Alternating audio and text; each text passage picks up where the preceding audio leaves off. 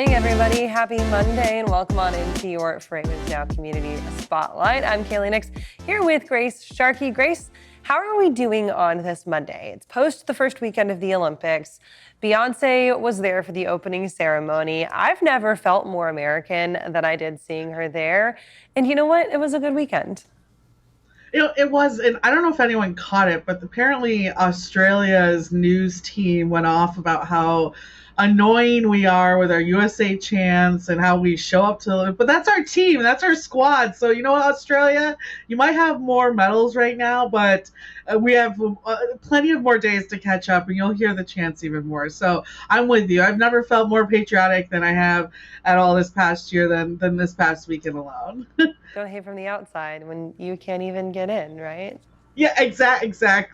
That's it. Everything that we talk about for the next 2 weeks is going to end up involving the Olympics. So we do have to get off that tangent pretty quickly. But it's exciting to be back with you. Of course, I was out last week. You go check my social media for all things flying related. And go listen to Sirius XM Radio from last week, too. Me and Grace get into a little bit of the details about EAA and Oshkosh 2024, where I was, all that good stuff. But we're back. We're back in Chattanooga. And today, Grace, we are talking freight fraud and how it became the perfect crime. You wrote an article last week that really kind of highlights, I guess, like painted in broad strokes, the problem that we've been facing in the freight industry for quite a while now. And fraud is a problem that it seems like nobody can solve. Why is that?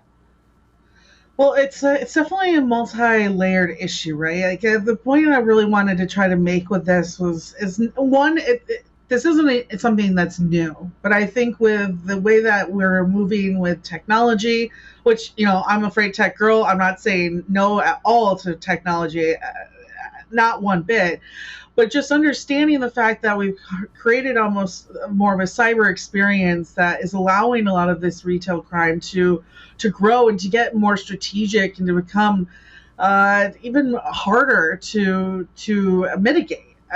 With the structures that we have in place now. And before, where it might not have been a big deal, now we're sitting here and we're wondering, well, who do we report this to? How do we get this fixed? Who's behind our government looking into this?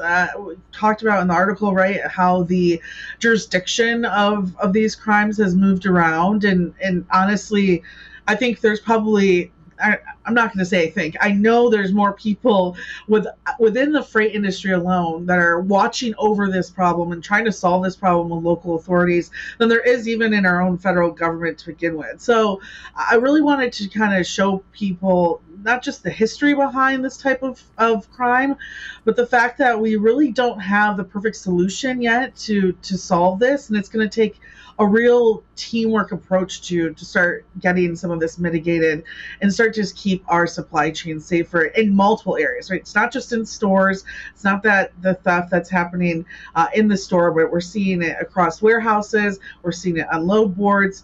And we'll dive into more stories like this as time goes on here at FreightWaves as well. I like your definition of this because you're exactly right. It's kind of this proliferation of something that doesn't necessarily have defined boundaries, right? And I think that that's part of the problem with it, is that you can classify a lot of what goes on in the freight industry as fraud. You could classify carriers who do the work for a broker but then don't see their payment for 30 to 90 days as fraudulent, even though they're getting the money eventually because it's possibly violating a contract. You could say people picking up loads and double brokering is considered fraudulent because it's not accurately representing their transaction. There's a lot of stuff that goes on, right? Even so deep as people saying that they hold certifications that they don't, or claiming to be experts or masters in certain things of the freight industry that they don't. And a lot of it is because it's unregulated, it's undefined, and it's always this kind of like moving, growing entity. There is that question that's been posed a lot by the TIA specifically about where does the federal government's role lie in this, particularly around the double brokering issue, right? Do we think that there is space for a governmental intervention and regulation to come from the tech side of the freight industry instead of just the operations side? I think what I'd like to see, and I think this has been brought up a couple of times as well, and it brought up by the leadership in the risk segment of Uber Freight too, is some type of private and public partnership, right? Some type of association that's working against this, where we're sharing data, getting this information. That was one big question. I'm still working on trying to get that answered by the FMCSA, the DOJ as well. When you're finding these criminals, like where is that information being posted? How is that being shared? A number of truck drivers, brought that up. It's like they struggle with this new technology that's supposed to help them represent themselves better out there, right? And verify that they are, the driver and the carrier that's taking these loads. But how frustrating can that be, having to prove yourself, but also pay to prove yourself as well? Now, that might be something that has to end up being done, kind of like what we see when we apply to apartments, etc., running credit, things of that nature. But it's also about sharing this data and making sure that they, as carriers, know who the right people to work with are. And I think if you look at a lot of the systems as a whole, not just, honestly, not just the FMCSA, our government as a whole lacks a lot of the internal technology that is just starting to get to our fingertips here in our industry, but even in other industries as well. So, I think they are looking for some type of partnership, working together, right, to mitigate these crimes. You see that a lot more, and I would actually suggest brokers out there, carriers out there, to get to know your local freight fraud or retail crime organizations in your states or in your local governments, because they are looking for help as well. They don't know how to answer this without your guidance too. And I think working together, collaborating together, and trying to find these criminals has so far been the best outcome for a lot of these entities as well. But I think there definitely needs to be, I almost want to say, more of just some guidance from the federal government. People want to know that it's being taken seriously.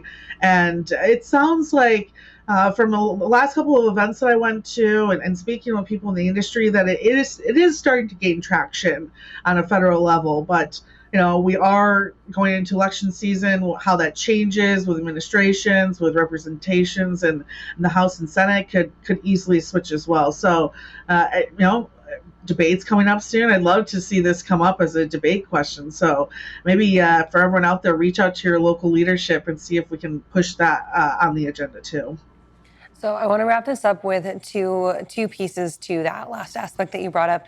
First one being the barrier to access for a lot of this, because as you mentioned, if you're, excuse me, if you're a smaller shop in this space, which the majority of places are, right? You're not talking about your enterprise carriers as the ones who are being just absolutely pummeled by the fraudulent aspect. You oftentimes don't have the means to invest in that technology that can be the protecting aspect. You likely don't have a very large IT team, especially if you are a single owner operator. You are way more vulnerable. And then, of course, any fraudulent activity that does go on can be financially crippling. If you have a cyber attack as a small business, if somebody steals your load as an owner operator, that's oftentimes a month's worth of income or a month's worth of operating expenses that you pay for.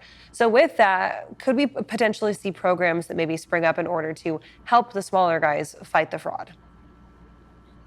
Yeah, one thing I found interesting, and I want to learn a little bit about too, is that you should work with your insurance company on these deals.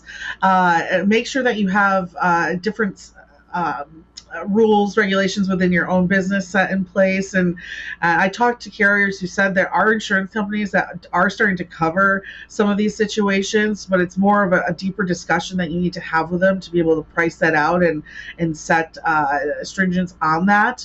I think that's a big one. A second one too is, keep up with some of these areas that are I say LinkedIn, right? You see a lot of these being brought up on LinkedIn. FreightWaves is doing a great job of trying to cover some of these fraudsters too. Take note of that.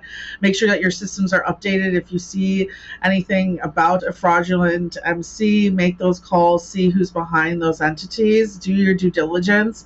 I think the problem is that a lot of this stuff seems like it's takes forever. Honestly, I think you're talking about, especially for some companies, a minute or two phone calls just to double check and see who you're working with. And if that does seem like a lot for you, well, again, like you said, on the flip side, what are the consequences you're looking at? I think sitting with your team, making a risk management plan, having that stuff in place, getting with your IT teams, and at least having that discussion on how secure your infrastructure is as well, because we're not just talking fraud. Cybersecurity is something we could get into too in this regard. I think those are important steps that, even if you're not comfortable and haven't had those talks or feel like it might be a waste of time. Well, I think we're starting to learn that the consequences of not having that stuff in place is pretty, like you said, detrimental to your overall success. And that leads really quickly into my final question for you this morning is about the speed of data transmission and the speed of data sharing. As we know, lots of data from the federal government is often delayed, sometimes by 3 to 6 months, which means that they are not seeing real time the effects that this is having, which can make it almost seem a little bit less urgent to them. Is there a way to bring the federal government and bring that public side into things where you can help, I guess the private side would help feed the speed of data transmission while the public side would speed the regulation up? Is that handshake what we need? I think that's what we need. How it happens, I'm interested in hearing that. I'm hoping to talk again, follow up on this article with the FMCSA and try to get more answers into what exactly is going on. I will say they do have questions kind of we talked about now, like how do we define a broker? What would make someone a co-broker versus a fraudulent double brokering situation? I think that gets really, really tough depending on certain transactions within the space as well.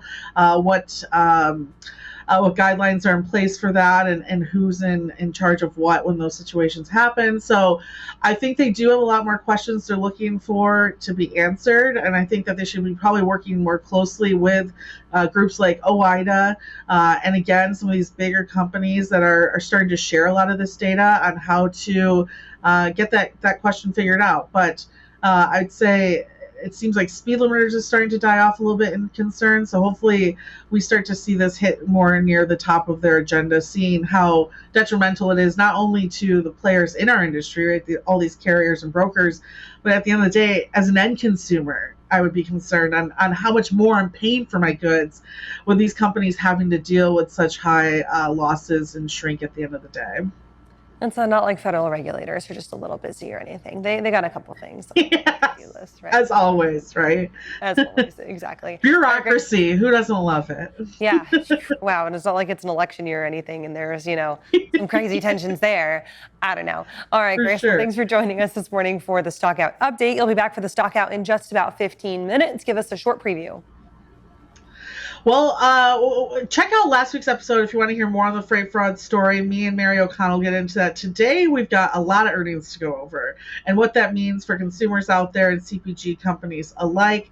So we'll be diving a lot into that information and other news in this space as well. But yeah, go check us out here in about 15 minutes. All right, Grace, thanks for that. And we will see you and Mike Bowden-Distel here right at 10 o'clock Eastern time. Catch up with you next week. Thanks, Kaylee.